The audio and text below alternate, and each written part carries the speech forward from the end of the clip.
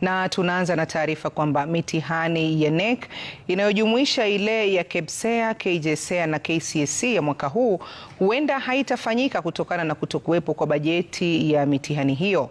Kamati ya elimu bungeni imetilia shaka kutokuwepo kwa fedha za mitihani katika bajeti ya mwaka 2025-2026. Katibu wa Wizara ya Elimu Julius Bitok pamoja na wakilishi wa Hazina ya Kitaifa wameonekana kushindwa kuelezea sababu haswa ya kutotengwa kwa fedha hizo. Mwanahabari wetu Melita Ole Tenges anaeleza mengi.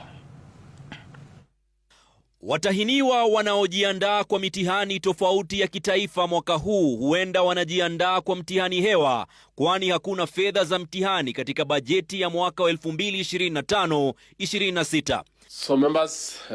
Kamati ya elimu bungeni kiongozwa na Julius Meli ilipigwa na butwaa kwamba hakuna fedha za mitihani licha